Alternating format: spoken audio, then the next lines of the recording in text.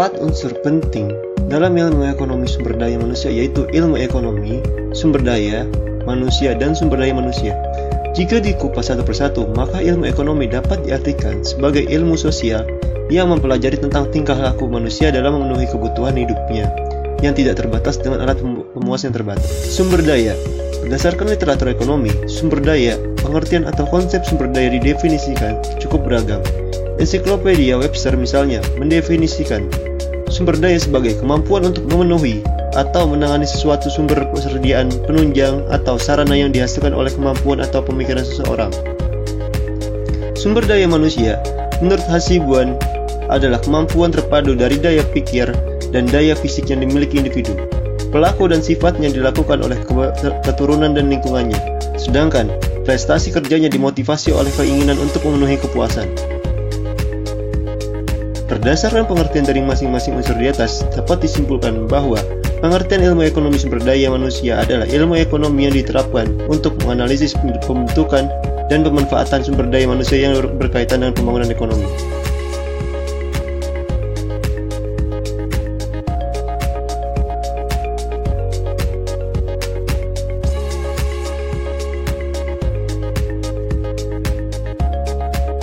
Peran dan fungsi sumber daya manusia secara ekonomi terbagi menjadi dua bagian. Yang pertama, SDM sebagai faktor produksi, yakni menggambarkan bagaimana individu bisa memenuhi tuntutannya dan memanfaatkan kesempatan kerja.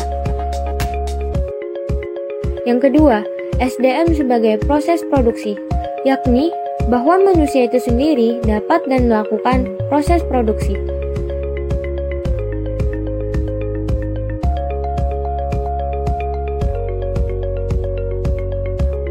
Selanjutnya, dilihat dari sisi pembangunan.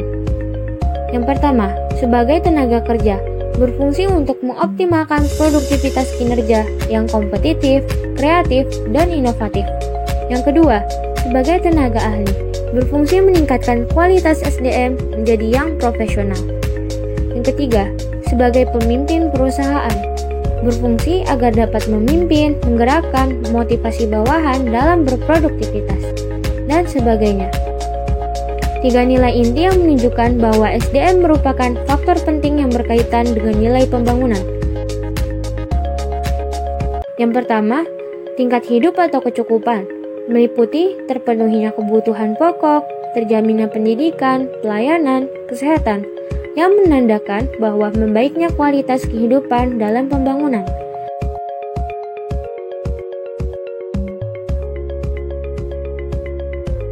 Yang kedua, harga diri bangsa.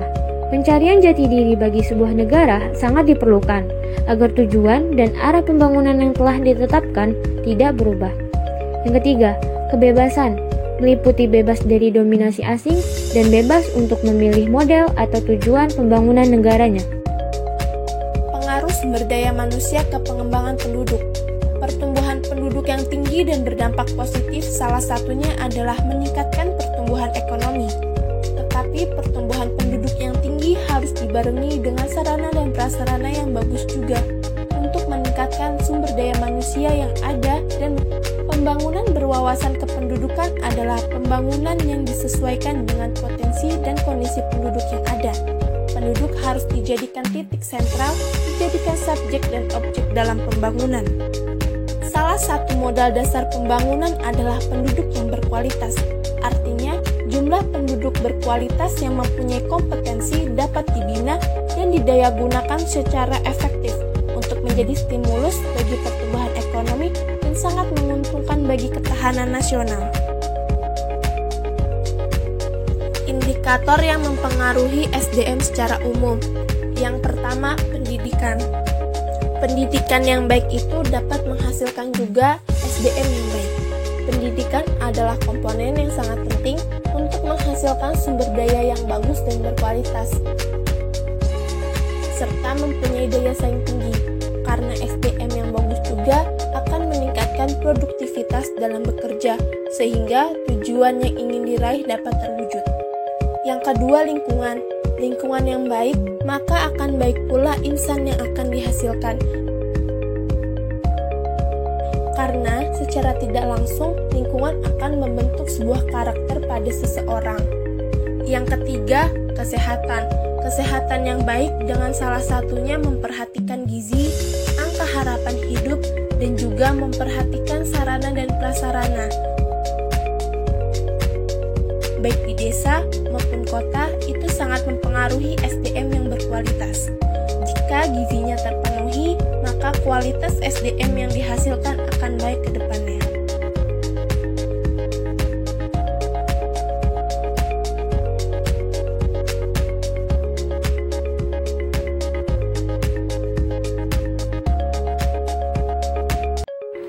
Kita dapat mengakhiri kemiskinan ekstrim dan menciptakan masyarakat yang lebih inklusif dengan mengembangkan modal manusia. Pada tahun 2020, skor indeks modal manusia di Indonesia masih terbilang rendah dibandingkan negara satu kawasan seperti Singapura, Malaysia, dan Brunei Darussalam. Berdasarkan data UNDP, ketiga negara itu sudah masuk dalam kategori Very High Human Development. Pendidikan merupakan jalur kunci untuk membangun fondasi kualitas pekerja, lebih berorientasi pada pembentukan kemampuan intelektual dan sikap, serta tidak didesain untuk menghasilkan tenaga kerja yang siap pakai, namun siap berkompromi dan siap dilatih. Peningkatan kualitas modal manusia memerlukan adanya fasilitas pendidikan dan kesehatan yang standar dan mencukupi. Di samping ketersediaan hal tersebut, maka perlu pula diprogramkan ketersediaannya tenaga pendidikan dan yang berkualitas serta memiliki bobot pengetahuan yang handal. Angka tersebut dianggap masih tinggi bila dibandingkan Malaysia, yakni hanya 17/1000 kelahiran hidup pada tahun yang sama. Oleh karena itu, perlu adanya pendidikan kepada ibu hamil dan perbaikan sarana dan prasarana untuk mendukung kehidupan ibu dan bayi seperti fasilitas sanitasi dan air bersih, akses pada KB, pemberian jaminan kesehatan nasional, dan sebagainya. Selain itu, dengan kualitas SDM yang semakin meningkat, maka seharusnya banyak potensi, inovasi, serta kreativitas lainnya yang dapat diimplementasikan untuk meningkatkan kesejahteraan baik individu maupun lingkungan sekitar. Selanjutnya adalah mengenai konsep tenaga kerja. Di Indonesia, tenaga kerja mencakup penduduk yang sudah atau sedang bekerja, yang sedang mencari pekerjaan, dan yang melakukan kegiatan lain seperti bersekolah dan mengurus rumah tangga.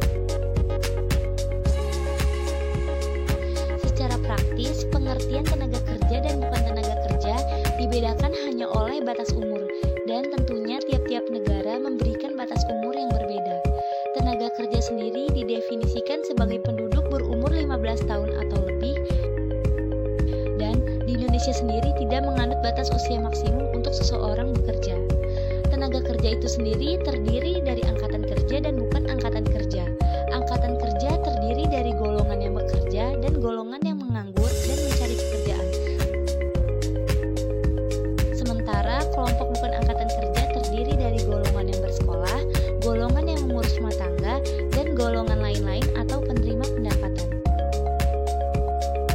Selanjutnya, kita akan membahas masalah kualitas SDM di Provinsi Maluku, yang salah satunya bisa dilihat dari data Indeks Pembangunan Manusia. Dalam video ini akan disajikan IPM Provinsi Maluku beserta indeks setiap indikatornya, yang kemudian akan dibandingkan dengan data IPM Kota Jakarta dan nasional. Menurut data BPS, nilai IPM Maluku tahun 2019 adalah 69,45, yang mana masih lebih rendah dari IPM nasional yang bernilai 71,92 dan IPM Jakarta yang bernilai 80,76. Adapun indikator dalam perhitungan IPM beserta nilai minimum dan maksimumnya dapat dilihat pada tabel berikut. Selanjutnya akan dijelaskan data dari tiap indikator atau dimensi dalam perhitungan IPM di Maluku. Yang pertama ada dimensi umur panjang dan hidup sehat dengan indikator usia harapan hidup yang bernilai 65,82 tahun. UHH Maluku ini masih berada di bawah angka UHH nasional yang bernilai 71,34 tahun dan UHH Jakarta yang bernilai 72,79 tahun. Dimensi selanjutnya adalah dimensi pengetahuan pada IPM yang dibentuk oleh dua indikator, yaitu harapan lama sekolah dan rata-rata lama sekolah. Kedua indikator ini terus meningkat dari tahun ke tahun. Angka HLS Maluku tahun 2019 telah mencapai 13,94 tahun, sementara RLS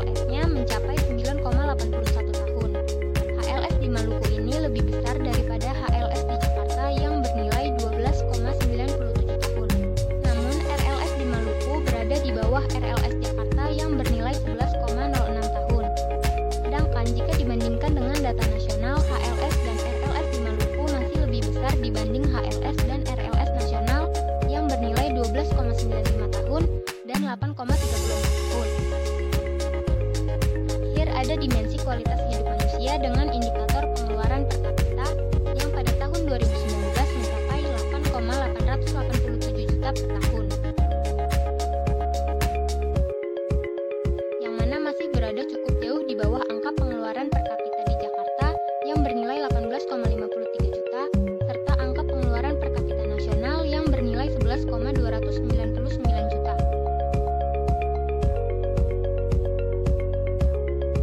Dari data-data tentang tenaga kerja yang tertera dapat disimpulkan bahwa perempuan usia kerja di Maluku banyak yang belum diberdayakan.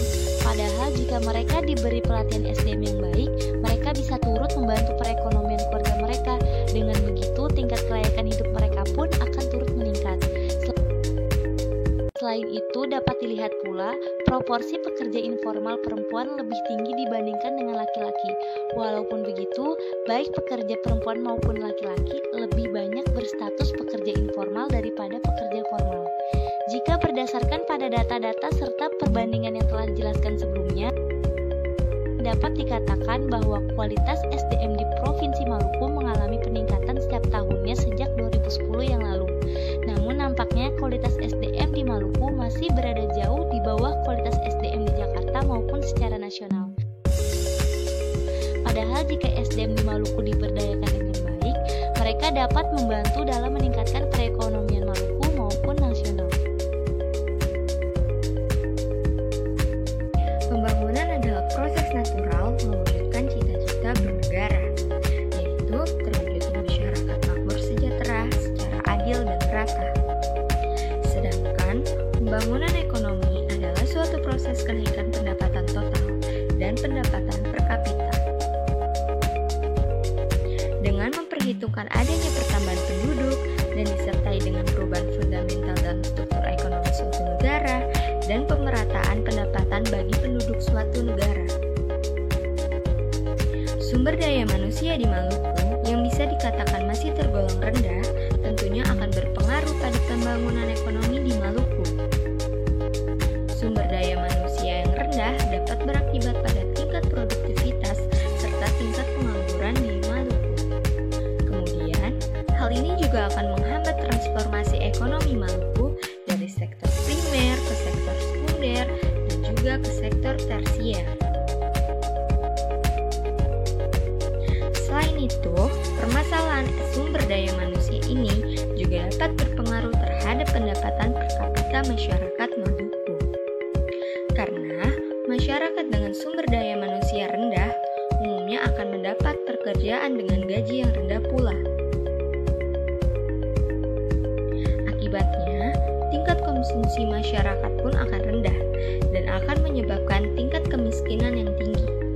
Hal-hal tersebutlah yang kemudian akan menghambat proses pembangunan atau pertumbuhan ekonomi di Maluku. Sumber daya manusia di Maluku saat ini tergolong masih rendah walaupun mengalami peningkatan, tapi peningkatan tersebut stagnan. Hal ini terbukti dari kualitas pendidikan di Maluku yang saat ini masih memprihatinkan. Masih sering dijumpai bangunan sekolah yang buruk serta fasilitas pembelajaran yang belum memadai. Selain itu, tingkat kesehatan masyarakat Maluku juga masih rendah. Hal ini terbukti dari masih banyaknya balita yang kekurangan gizi dan mengalami stunting, serta fasilitas kesehatan yang masih sulit dijangkau oleh masyarakat yang tinggal di daerah terpencil. Kondisi di ataslah yang menghambat Maluku untuk bisa meningkatkan kualitas sumber daya manusia. Minimnya kualitas dan fasilitas pendidikan serta kesehatan tentu berdampak secara signifikan terhadap kualitas manusia itu sendiri. Hal ini juga menimbulkan efek negatif terhadap masalah kependudukan di Maluku.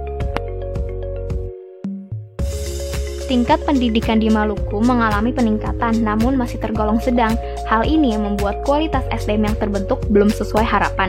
Jumlah masyarakat miskin di Maluku masih meningkat karena tingkat pendidikan yang belum cukup memadai membuat masyarakat kurang memiliki keahlian dan keterampilan bekerja. Sehingga sulit bagi masyarakat untuk mendapatkan pekerjaan yang sesuai dengan keahliannya. Selain itu, saat ini juga telah banyak tenaga kerja yang berasal dari daerah lain yang memiliki tingkat pendidikan lebih tinggi dari masyarakat Maluku. Hal ini membuat masyarakat Maluku bisa kalah saing dengan tenaga kerja dari daerah lain. Pada bidang kesehatan, kualitas SDM Maluku mulai membaik. Hal ini terlihat dari umur harapan hidup yang meningkat, namun angka ini masih di bawah angka UHH nasional. Selain itu, masih banyak ditemukannya balita di Maluku yang mengalami stunting dan kekurangan gizi. Di masa pandemi COVID-19 ini, fasilitas kesehatan di Maluku juga masih belum cukup memadai. Hal ini diketahui dari alat tes PCR untuk tes swab di Laboratorium Kesehatan Provinsi Maluku mengalami kerusakan. Selain itu, lokasi pelayanan kesehatan yang sulit dijangkau oleh masyarakat karena kondisi geografis serta sarana akomodasi yang belum cukup memadai membuat masyarakat sulit untuk mendapatkan pelayanan kesehatan.